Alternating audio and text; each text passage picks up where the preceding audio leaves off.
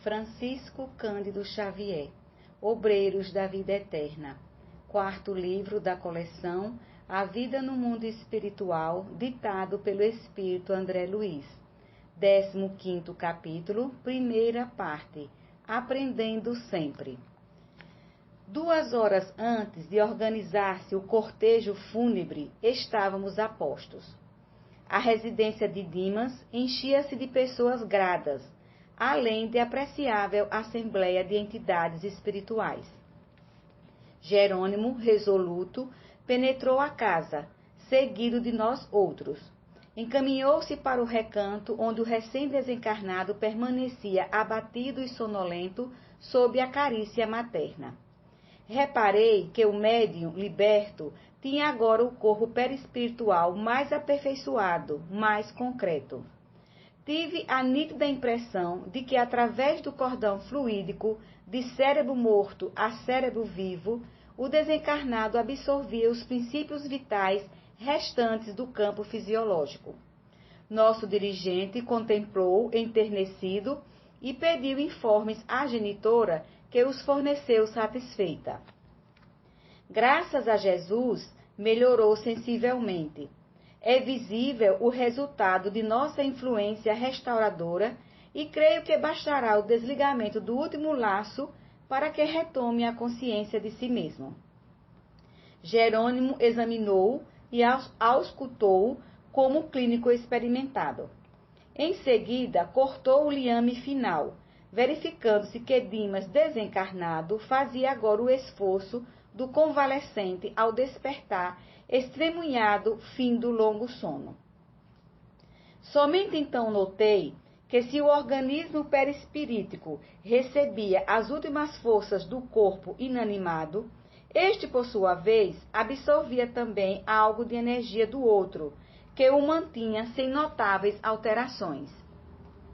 O apêndice prateado era verdadeira artéria fluídica, sustentando o fluxo e o refluxo dos princípios vitais em readaptação.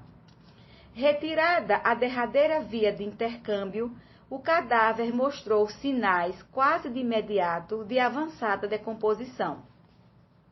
A análise do cadáver de Dimas causava tristeza. Inumeráveis germes microscópicos entravam como exércitos vorazes em combate aberto, libertando gases ocultos que revelavam o apodrecimento dos tecidos e líquidos em geral. Os traços fisionômicos do defunto achavam-se alterados, degenerando-se também a estrutura dos membros.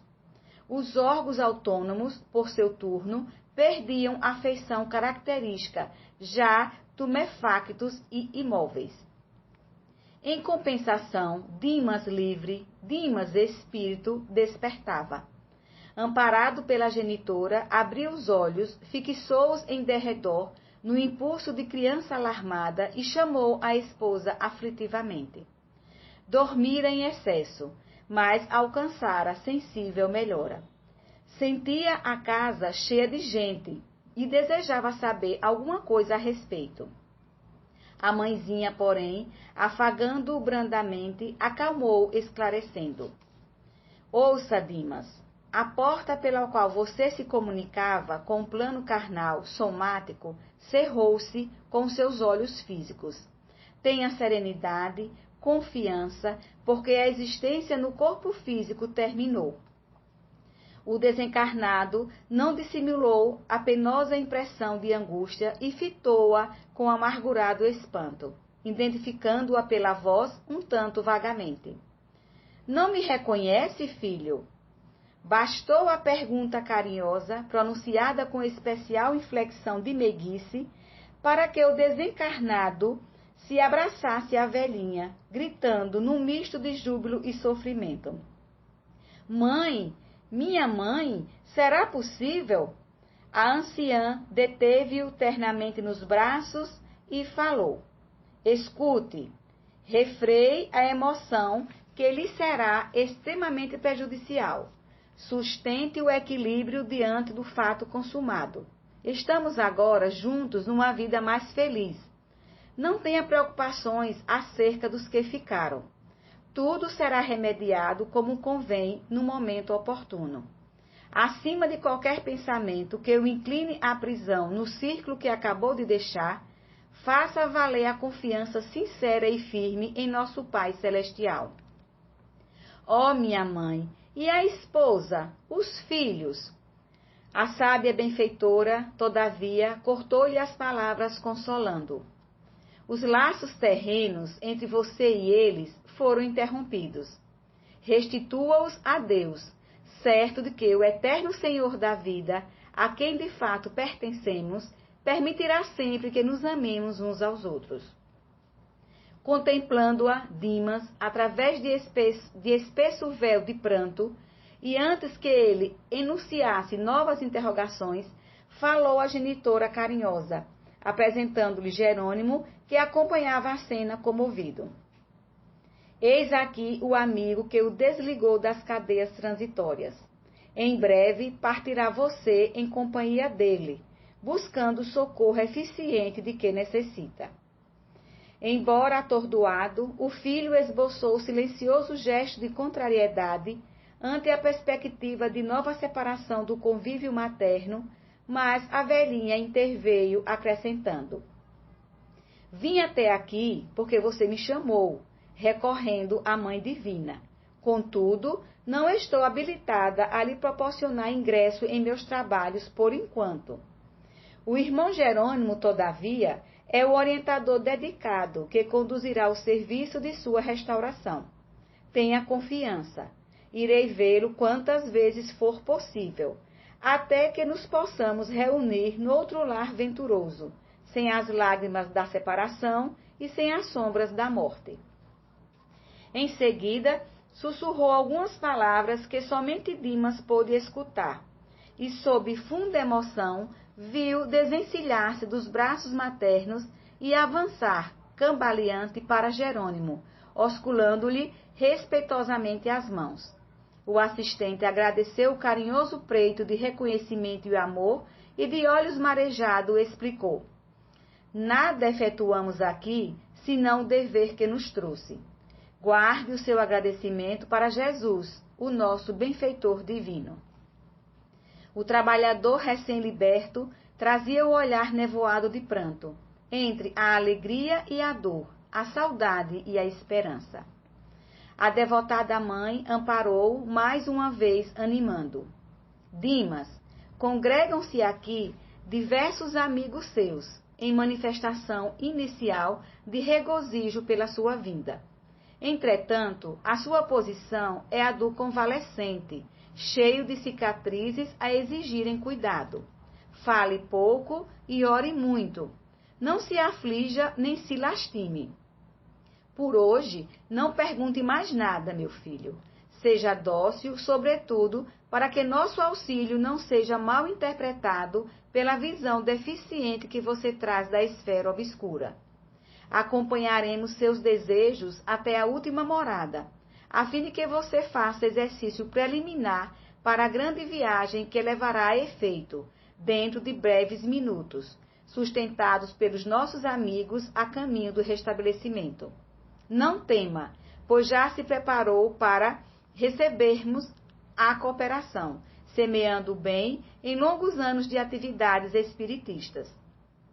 Não dê guarida ao medo, que sempre estabelece perigosas vibrações de queda em transições como a em que você se encontra. Em seguida, conduzindo à câmara mortuária, onde o corpo jazia imóvel, prestes a partir, acrescentou a anciã sobre o olhar de aprovação que Jerônimo lhe dirigia.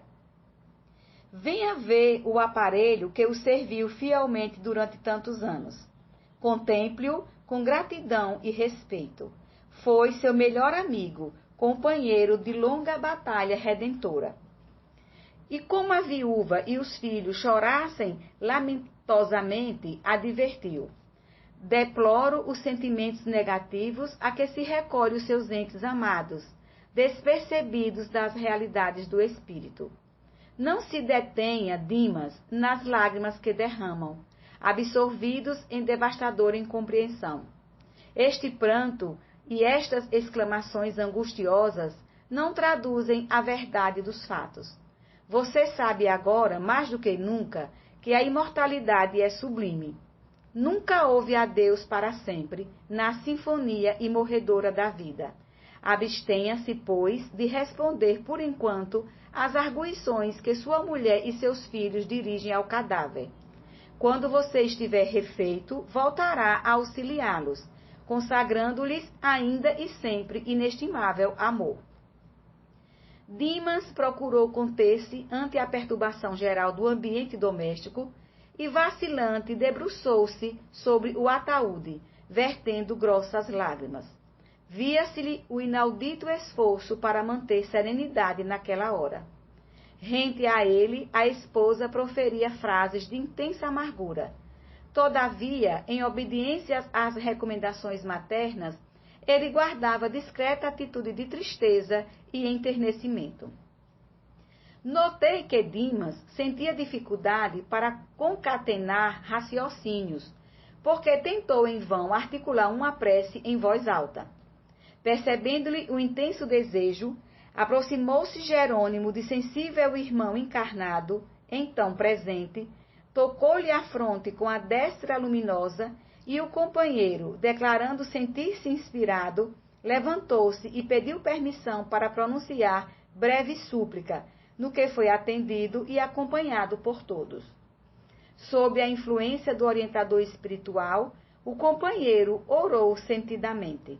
Verifiquei que Dimas experimentava imensa consolação, graças ao gesto amigo de Jerônimo. Cândido Xavier, Obreiros da Vida Eterna. 4º livro da coleção A Vida no Mundo Espiritual, ditado pelo Espírito André Luiz. 15º capítulo, 2ª parte, Aprendendo Sempre. Logo após, ante as exclamações dolorosas dos familiares, o ataúde foi cerrado e iniciou-se o préstimo silencioso. Seguíamos, ao fim do cortejo, em número superior a 20 entidades desencarnadas, inclusive o irmão recém-liberto. Abraçado à genitora, Dimas, em passos incertos e vagarosos, ouvia-lhe discretas exortações e sábios conselhos. Entre os muitos afeiçoados no círculo carnal, reinava profundo constrangimento, mas entre nós imperava tranquilidade efetiva e espontânea.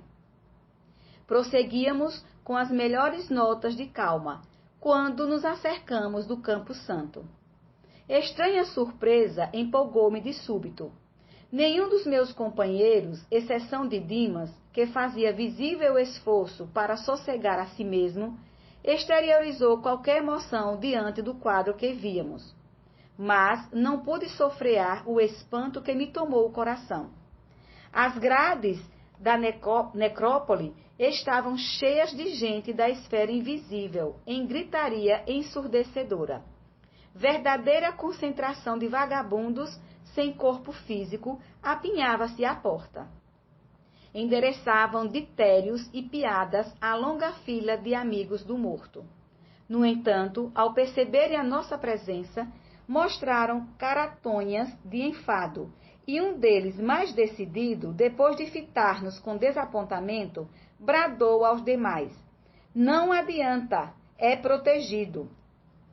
Voltei-me preocupado e indaguei ao padre Hipólito o que significava tudo aquilo. O ex-sacerdote não se fez de rogado.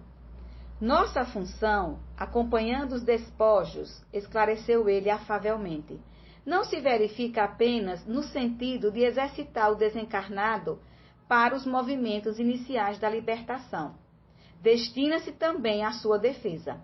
Nos cemitérios costuma congregar-se compacta fileira de malfeitores, atacando vísceras cadavéricas para subtrair-lhes resíduos vitais." Ante a minha estranheza, Hipólito considerou: "Não é para admirar. O Evangelho, descrevendo o encontro de Jesus com endemoniados, refere-se a espíritos perturbados que habitam entre os sepulcros."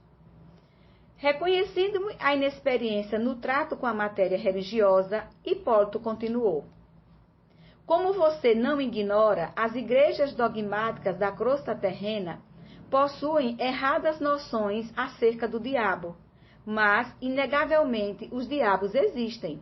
Somos nós mesmos, quando desviados dos divinos desígnios, pervertemos o coração e a inteligência na satisfação de criminosos caprichos. Oh, mas que paisagem repugnante! Exclamei, surpreendido, interrompendo a instrutiva explanação. É verdade, concordou o interlocutor. É quadro deveras ascoroso. Todavia, é reflexo do mundo, onde também nós nem sempre fomos leais filhos de Deus. A observação me satisfez integralmente. Entramos. Logo após, ante meus olhos atônitos, Jerônimo inclinou-se piedosamente sobre o cadáver, no ataúde momentaneamente aberto antes da inumação, e através de passes magnéticos longitudinais, extraiu todos os resíduos de vitalidade, dispersando-os em seguida na atmosfera comum, através de processo indescritível na linguagem humana, por inexistência de comparação analógica, para que inescrupulosas entidades inferiores não se apropriassem deles. Completada a curiosa operação, tive minha atenção voltada para gemidos lancinantes, emitidos de zonas diversas daquela moradia respeitável, agora semelhante a vasto necrotério de almas. Jerônimo entrara em conversação com vários colegas, enquanto a maioria dos companheiros encarnados, em obediência à tradição, atiravam a clássica pazinha de cal ou poeira sobre o envoltório entregue à profunda cova. Impressionado com os soluços que ouvia em sepulcro próximo, fui irresistivelmente levado a fazer uma observação direta. Sentada sobre a terra fofa, infeliz mulher desencarnada, aparentando 36 anos aproximadamente, mergulhava a cabeça nas mãos, lastimando-se em tom comovedor. Compadecido, toquei-lhe a espádua e interroguei. Que sente, minha irmã? Que sinto? Gritou ela, fixando em mim grandes olhos de louca. Não sabe? Oh, o Senhor chama-me irmã. Quem sabe me auxiliará para que minha consciência torne a si mesma? Se é possível, ajude-me por piedade. Não sei diferenciar o real do ilusório. Conduziram-me à casa de saúde e entrei neste pesadelo que o senhor está vendo. Tentava erguer-se debalde e implorava, estendendo-me as mãos. Cavalheiro, preciso regressar. Conduza-me, por favor, à minha residência. Preciso retornar ao meu esposo e ao meu filhinho. Se este pesadelo se prolongar, sou capaz de morrer. Acorde-me, acorde-me. Pobre criatura! Exclamei, distraído de toda a curiosidade em face da compaixão que o triste quadro provocava. Ignora que seu corpo voltou ao leito de cinzas. Não poderá ser útil ao esposo e ao filhinho em semelhantes condições de desespero. Olhou-me angustiada, como a desfazer-se em ataque de revolta inútil. Mas, antes que explodisse em rugidos de dor, acrescentei. Já orou, minha amiga? Já se lembrou da providência divina? Quero um médico depressa. Só ouço padres, bradou irritadiça. Não posso morrer. Despertem-me, despertem-me. Jesus é o nosso médico infalível. Tornei e indico-lhe a oração como remédio providencial para que ele a assista e cure. A infeliz, entretanto, parecia distanciada de qualquer noção de espiritualidade. Tentando agarrar-me com as mãos cheias de manchas estranhas, embora não me alcançasse, gritou estentoricamente. Chame meu marido, não suporto mais, estou apodrecendo. Oh, quem me despertará? Da fúria aflita, passou ao choro humilde, ferindo-me a sensibilidade. Compreendi então que a desventurada sentia todos os fenômenos da decomposição cadavérica e, examinando-a detidamente, reparei que o fio singular, sem a luz prateada que o caracterizava em Dimas, pendia-lhe da cabeça, penetrando o chão adentro. Ia exortá-la de novo, recordando-lhe os recursos sublimes da prece, quando de mim se aproximou simpática figura de trabalhador, informando-me com espontânea bondade. Meu amigo, não se aflija. A advertência não me soou bem aos ouvidos. Como não preocupar-me diante de infortunada mulher que se declarava esposa e mãe? Como não tentar arrancá-la à perigosa ilusão? Não seria justo consolá-la, esclarecê-la? Não contive a série de interrogações que me afloraram do raciocínio à boca. Longe de o interpelado perturbar-se, respondeu-me tranquilamente. Compreendo-lhe a estranheza. Deve ser a primeira vez que frequenta um cemitério como este. Falta-lhe experiência. Quanto a mim, sou do posto de assistência espiritual à necrópole. Desarmado pela serenidade do interlocutor, renovei a primeira atitude. Reconheci que o local, não obstante repleto de entidades vagabundas, não estava desprovido de servidores do bem. Somos 4 companheiros apenas, prosseguiu o informante, e em verdade não podemos atender a todas as necessidades aparentes do serviço. Creia, porém, que zelamos pela solução de todos os problemas fundamentais. Apesar de nosso cuidado, não podemos, todavia, esquecer o imperativo de sofrimento benéfico para todos aqueles que vêm dar até aqui, após deliberado desprezo pelos sublimes patrimônios da vida humana. Atingi o sentido oculto das explicações. O cooperador queria dizer, naturalmente, que a presença ali de malfeitores e ociosos desencarnados se justificava em face do grande número de ociosos e malfeitores que se afastam diariamente da crosta da terra. Era o similia similibus em ação, cumprindo-se os ditames da lei do progresso. Castigando-se e flagelando-se mutuamente, alcançaria os desviados a noção do verdadeiro caminho salvador. Cândido Xavier, Obreiros da Vida Eterna. 4º livro da coleção A Vida no Mundo Espiritual, ditado pelo Espírito André Luiz. 15º capítulo, 3ª parte, Aprendendo Sempre. Fitei a infeliz e expus meu propósito de auxiliá-la. É inútil, esclareceu o prestimoso guarda, equilibrado nos conhecimentos de justiça e seguro na prática pelo convívio diário com a dor. Nossa desventurada irmã permanece sob alta desordem emocional, completamente louca. Viveu 30 e poucos anos na carne, absolutamente distraída dos problemas espirituais que nos dizem respeito. Gozou a saciedade na taça da vida física. Após feliz casamento, realizado sem qualquer preparo de ordem moral, contraiu gravidez, situação esta que lhe mereceu menosprezo integral. Comparava o fenômeno orgânico em que se encontrava a ocorrências comuns e, acentuando extravagâncias por demonstrar falsa superioridade, precipitou-se em condições fatais. Chamada ao testemunho edificante da abelha operosa na colmeia do lar, preferiu a posição da borboleta volúvel, sequiosa de novidades efêmeras. O resultado foi funesto. Fim do parto difícil, sobrevieram infecções e febre maligna, aniquilando-lhe o organismo. Soubemos que, nos últimos instantes, os vagidos do filhinho tenro despertaram-lhe os instintos de mãe, e a infortunada combateu ferozmente com a morte, mas foi tarde.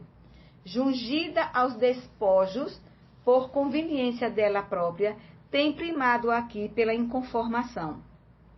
Vários amigos visitadores, em custosa tarefa de benefício aos recém-desencarnados, têm vindo à necrópole tentando libertá-la. A pobrezinha, porém, após atravessar existências de sólido materialismo, não sabe assumir a menor atitude favorável ao estado receptivo do auxílio superior.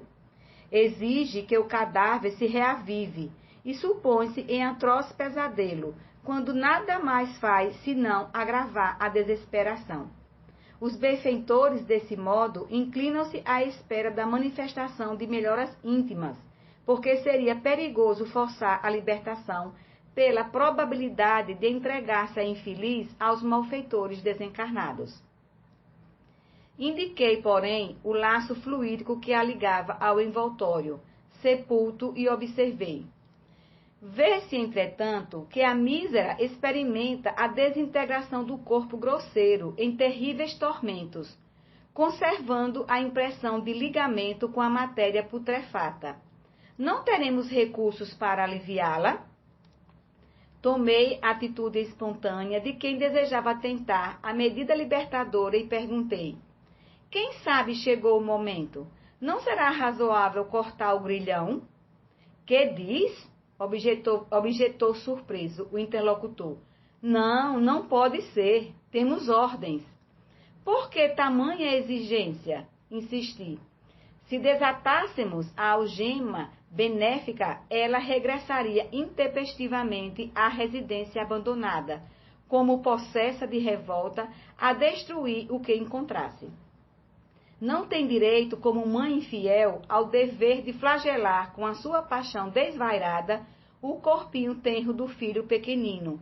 E como esposa desatenta às obrigações, não pode perturbar o serviço de recomposição psíquica do companheiro honesto que lhe ofereceu no mundo o que possuía de melhor. É da lei natural que o lavrador colha de conformidade com a semeadura. Quando acalmar as paixões vulcânicas que lhe consomem, a alma, quando humilhar o coração voluntarioso de modo a respeitar a paz dos entes amados que deixou no mundo, então será libertada e dormirá sono reparador, em estância de paz que nunca falta ao necessitado, reconhecido as bênçãos de Deus. A lição era dura, mas lógica.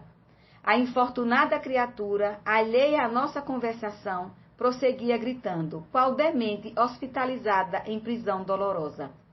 Tentei ampliar as minhas observações, mas o servidor chamou-me a outras zonas, de onde partiam gemidos estridentes.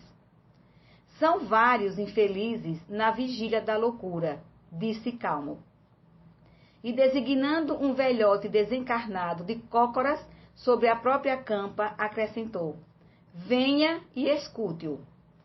Acompanhando meu novo amigo, reparei que o sofredor mantinha-se igualmente em ligação com o fundo. Ai, meu Deus, dizia, quem me guardará o dinheiro? Quem me guardará o dinheiro? Observando-nos a aproximação, rogava súplice. Quem são? Querem roubar-me. Socorram-me, socorram-me. Debalde, enderecei-lhe palavras de encorajamento e consolação. Não houve, informou o sentinela obsequioso. A mente dele está cheia das imagens de moedas, letras, cédulas e cifrões. Vai demorar-se bastante na presente situação e, como vê, não podemos, em sã consciência, facilitar-lhe a retirada, porque iria castigar os herdeiros e zurzi-los diariamente. Por que não pudesse simular o espanto que me tomara o coração, o servidor otimista acentuou. Não há motivo para tamanho assombro. Estamos diante de infelizes, aos quais não falecem proteção e esperança, porquanto outros existem tão acentuadamente furiosos e perversos que do fundo escuro do sepulcro se precipitam nos tenebrosos despenhadeiros das esferas subcrostrais, tal o estado deplorável de suas consciências, atraídas para as trevas passadas. Sem fugir ao padrão de tranquilidade do colaborador cônscio do serviço a realizar, acrescentou: segundo concluímos, se há alegria para todos os gostos, há também sofrimento para todas as necessidades. Nesse instante, Jerônimo chamou-me a postos. Agradeci ao amável informante, profundamente emocionado pelo que vira, e despedi-me incontinente. Esvaziara-se de companheiros encarnados a necrópole e o próprio coveiro dirigia-se à saída. Foi comovente o adeus entre Dimas e a genitora, que prometeu visitá-lo sempre que possível. Após agradecimentos mútuos e recíprocos, votos de paz, sentimos-nos, enfim, em condições de partir por nossa vez. Antes, porém, minha curiosidade inquiridora desejava entrar em ação. Como se sentiria Dimas agora? Não seria interessante consultar-lhes as opiniões e os informes? Testemunho valioso poderia fornecer-me para qualquer eventualidade futura de esclarecer a outrem. Em minha esfera pessoal de observação, não pudera colher pormenores, uma vez que a morte me surpreendera em absoluto alheamento das teses de vida eterna, e no derradeiro transe carnal minha inconsciência fora completa. Nosso dirigente percebeu-me o propósito e falou bem-humorado. Pode perguntar a Dimas o que você deseja saber. Manifestei-lhe reconhecimento, enquanto o recém-liberto aquecia, bondoso, aos meus desejos. Sente ainda os fenômenos da dor física? Comecei. Guardo integral impressão do corpo que acabei de deixar, respondeu ele delicadamente. Noto, porém, que ao desejar permanecer ao lado dos meus e continuar onde sempre estive durante muitos anos, volto a experimentar os padecimentos que sofri. Entretanto, ao conformar-me com os superiores desígnios, sinto-me logo mais leve e reconfortado. Apesar da reduzida fração de tempo em que me vejo desperto, já pude fazer semelhante observação. E os 5 sentidos? Tenho-os em função perfeita. Sente fome? Chego a notar o estômago vazio e ficaria satisfeito se recebesse algo de comer. Mas esse desejo não é incômodo ou torturante.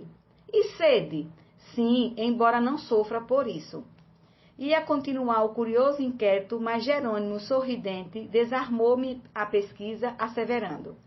Você pode intensificar o relatório das impressões quanto deseje, interessado em colaborar na criação da técnica descritiva da morte. Certo, porém, de que não se verificam 2 desencarnações rigorosamente iguais. O plano impressivo depende da posição espiritual de cada um. Sorrimos todos ante meus impulsos juvenis de saber e, amparando Dimas carinhosamente, efetuamos satisfeitos a viagem de volta.